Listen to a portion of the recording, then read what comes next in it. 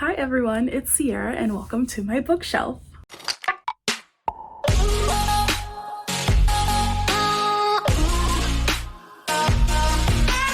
Today I'm going to be talking about what is on my July TBR.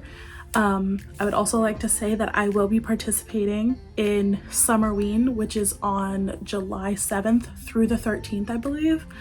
And I have an ambitious TBR for how slow that I read. So let's get into it. So as you have seen from the thumbnail, I have quite a bit of a physical TBR. I want to get through the books that I've already got on my shelf. So I'm going to be reading a lot of books. First up, we have Outlander by Diana Gabaldon. I think that's how you pronounce her name. This was on my shelf for about 3 years now, and I'm finally getting a chance to read it because I'm in the mood to. I looked up the audiobook and it's like a 24-hour long audiobook. It's actually 33 hours. 33 hours. So hopefully I can get through it, but I'm gonna read the back in case somebody doesn't know what this novel is about. Well, it's a series.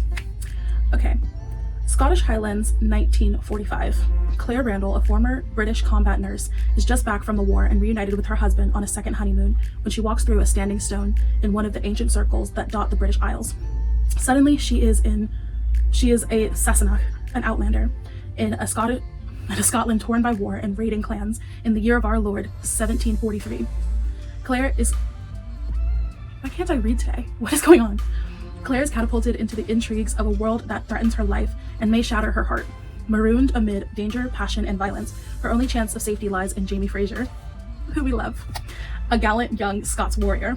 What begins in compulsion becomes urgent need, and Claire finds herself torn between two very different men in two irreconcilable lives.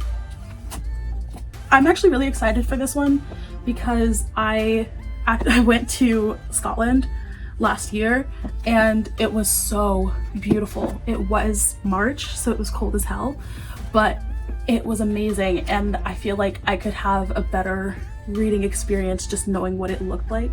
So I feel like that's why I'm more inclined to read it now. But I'm also going to be using this very special bookmark that I got while I was in Scotland because it has my name on it. It's my last name. And I'm going to be putting these two together because why wouldn't I? So yeah, this is on the TBR for July. Hopefully I finish it in July, but whatever. The next book I will be reading is The Vanishing Half by Britt Bennett. And from what I understand of it, I read the first chapter. It's about these two twins who are mixed race and they live either as a black woman or as a white woman. So it says the Vignes twins, I don't know how to pronounce their name, will always be identical. But after growing up together in a small southern black community and running away at age 16, it's not just the shape of their daily lives that is different as adults. It's everything, including their racial identities. Many years later, one sister lives with her black daughter in the same southern town she once tried to escape. Across the country, the other secretly passes for white, and her white husband knows nothing of her past. Still, although separated by many miles, and just as many lies, the fates of the twins remain intertwined. What will happen when their own daughter's storyline intersect? Weaving together multiple strands and generations from the Deep South to California from the 1950s to the 1990s, The Vanishing Half is at once a riveting, emotional family story and a brilliant exploration of race, gender, and identity, and the lasting influence of the past as it shapes a person's desires and expectations. So, I didn't read that the first time I picked it up. I bought this for my birthday in January, and it's been sitting on my shelf ever since, but I'm reading it now. And that's all I can really say about it. I'm excited to read it, mostly because, as a history major, I was reading like a lot of documents about how white passing black women like lived day to day, and it was interesting. So I want to kind of get into this. Next, I will be reading Circe, which I got through most of it. I just got really bored and really busy, and I haven't read it since 2019, and I didn't pick it up since then, so I'm gonna restart it. It was very interesting at first. It's about the first witch in Greek history, I guess, or Greek mythology, and she is basically just living her life. I don't really know what this is about. She is one of the least desirable daughters. She's the firstborn, and she's born as a strange child. So it says, turning to the world of the mortals for companionship, she discovers that she does possess power, the power of witchcraft, which can transform rivals into monsters and menace the gods themselves. Threatened, Zeus banishes Circe to the deserted island where she homes her occult craft. And did I say homes? Whatever.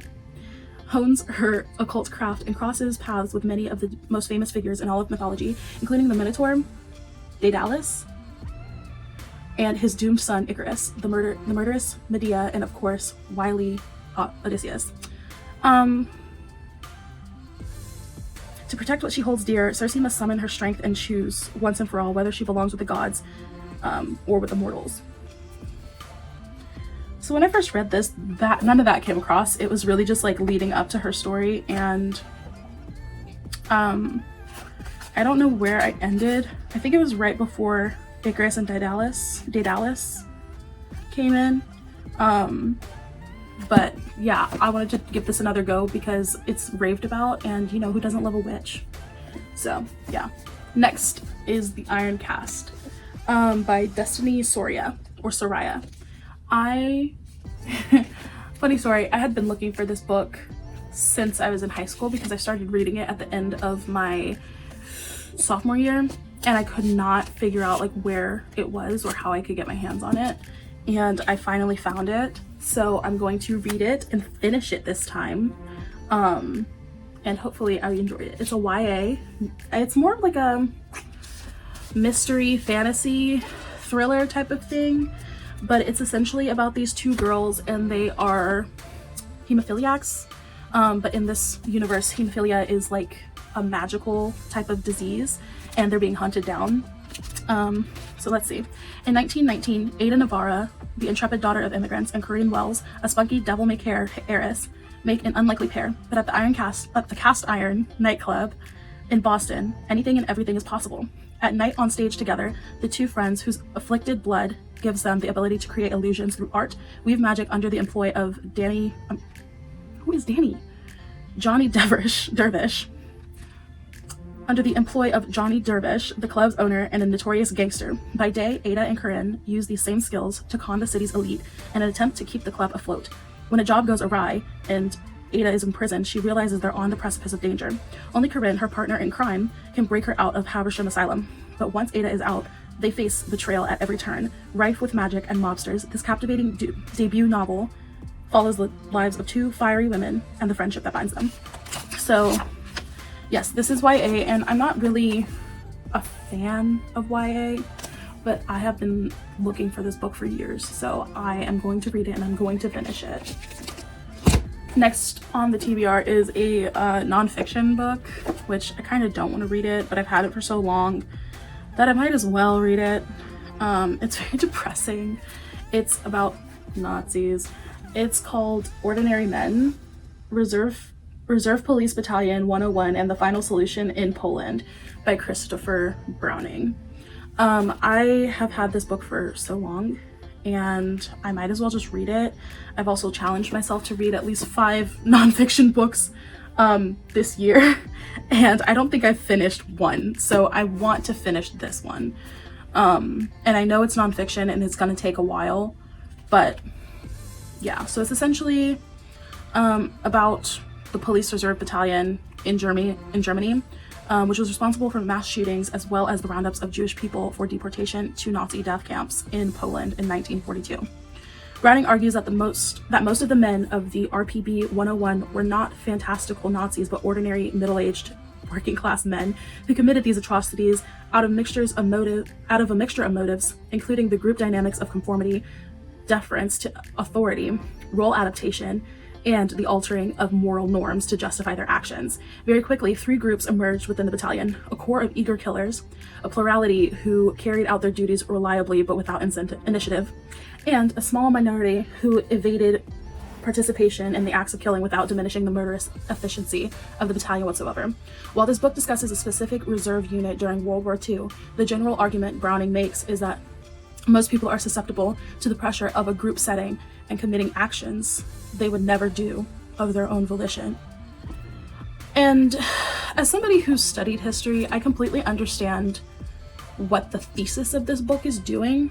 However, I feel like in the wrong hands, it could be harmful in saying that, oh, not all Nazis were bad, when they actually were.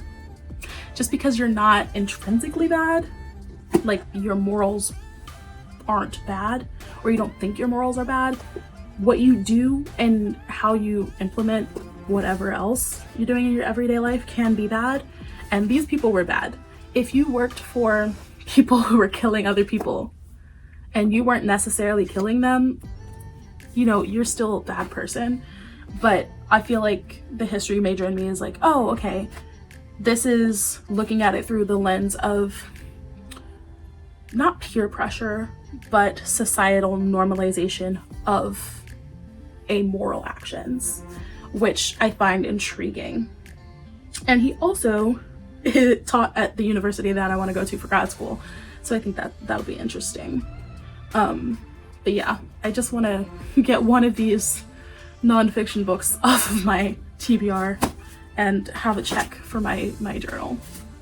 But yeah, so now I'm going to move into the Summerween books, which I've picked them off of my TBR or off of my shelf based on the prompts. So the prompts are as follows. Okay, so read a book in the dark. That's the first one. So I'm going to be reading an audiobook, which I'm going to put right here. And it's called The Night Gardener by Jonathan Auxier. I don't know how to say his last name. I really don't. I'm so sorry. I'm bad at pronouncing things. But it's another YA, and it's about these 2 Irish children who are taken on as servants in this manor, and there's a lot of weird things happening in the manor. And there is this mysterious trail of muddy footprints that keep arriving in the morning after the young girl, I forget her name, I'm not looking at the description right now, after the young girl like cleans the whole house. And so she and her little sister and her little brother, not little sister, they make it a mission to find out who is this person with all these muddy footprints, and they discover the Night Gardener, and their mission is essentially to find out who the Night Gardener is and put a stop to it. But it's more of a middle grade horror, actually. I would say it's more of a middle grade horror rather than a YA thriller or anything like that, because they are pretty young children. They're both under the age of 13. So yeah, I really enjoyed reading it when I was in high school, but again, I didn't finish it, so I'm going to finish it this time. And then the next book is a thriller. Read a thriller. So I have one of my new favorite authors, just released You Shouldn't Have Come Here. Geneva Rose, first of all, love her TikToks. They're so funny. Love her writing, and I really am enjoying what she's doing in her novels. In the first novel that I read by her, The Perfect Marriage, it was amazing, and it really blew me off my feet. Like, I was listening to the audiobook with my mom, and I had to go back to school, so she didn't finish it, but I did. And it was an amazing end. And even months later, my mom was still asking about, like, where can I find this book? What can I want to finish reading it. It was so good. So I picked up the second book. Or it's not a series, but this is like the second book that I know of her. And it's about this woman who has this secret, and she goes on vacation to the middle of nowhere, Wyoming. And it starts off seeming like a romance between her and the Airbnb host, Calvin. But there's a mystery to both of these people, and it essentially follows that whole trail of like, who are these people, what's going to happen in this relationship that they're curating, and mainly what's Calvin's secret. And there's also a missing girl that everyone is looking for in the town. So are these people involved? Where's this little girl? What's going on, you know? So I'm really excited to read this. I love Geneva Rose. She's probably one of my favorite new authors, and I need to read her backlist. So yeah, definitely gonna happen in Summerween. I would also like to say I'm probably not gonna finish all of these books during that week because I am a very slow reader. So I may have the help of audiobooks and reading the physical books, but I will start the books, but I probably will not finish them in the week that it will take. Because if this standard book, it might take me, what, like 3 or 4 days to read it if I'm doing nothing else. I feel like I could finish it in maybe 2 days if I was, or like if there was like a whole weekend I had, because it's 289 pages. So yeah, I think it might take me a little bit to get through this. But yeah, prompt number three is to read a book that takes place in the fall. I will be cheating with 2 of these books. So it's going to be with the 5th prompt and with this book, because technically it does take place in the fall, but it's mostly over the course of some time. So I've got Dracula here, and I need to finish this book. It starts in May, but it ends in October, I believe, or November. So yeah, it's gonna be cheating a little bit, but most of it takes place in the fall, and so that's what I'm banking on. So yeah, but Dracula is Dracula. I feel like everybody knows it. So it's about this man who goes to this weird castle in Transylvania, and he basically gets kidnapped by a man named Count Dracula. And Count Dracula is trying to move to London so that he can be with his love, his reincarnated love, Mina. But it also has a lot of like queer undertones and, you know, stuff like that, but I'm not gonna focus on any of that. I probably should have chosen a shorter book because this is like 400 pages, but I know I'm not gonna finish this. So I will update you when I actually do finish this book. So yeah, moving on. The next book is to read a book with orange or black on the cover. So this book, I've had this book for a while. It's called We Are All the Same in the Dark by Julia Haberlin, I think. And it is a thriller. It is about a small town where bad things happen, obviously. It's been a decade since Trumano Branson disappeared, leaving only a bloody handprint behind. Her pretty face still hangs with a watchful witch. What the fuck? Her pretty face still hangs like a watchful queen on the posters on the walls of the town's Baptist church. I can't read today. The police station and in the high school. They all promise the same thing: we will find you. Meanwhile, True's brother Wyatt lives as a pariah in the desolation of the old family house, cleared of wrongdoing by the police, but guiltily in the eyes of his neighbors and according to the new documentary about the crime. When Wyatt finds a lost girl dumped in a field of dandelions, making silent wishes, he believes she is a sign. The town's youngest cop, Odette Tucker, believes she is a catalyst that will ignite a seething town still waiting for its own missing girl to come home. But Odette can't look away. She shares a wound that won't close with the mute, one-eyed girl.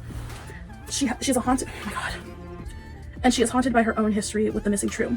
Desperate to solve both cases, Odette fights to save the lost girl in the present and to dig up the shocking truth about the fatal night in the past, the night her friend disappeared, the night that inspired her to become a cop, the night that wrote them all a role in the town's dark, violent mythology. So it sounds really good. I started reading it. I read a few chapters of it, and I do like the voice of it. And it's also an interesting kind of power trip for the cop, for Odette, who, first of all, she's involved in the disappearance.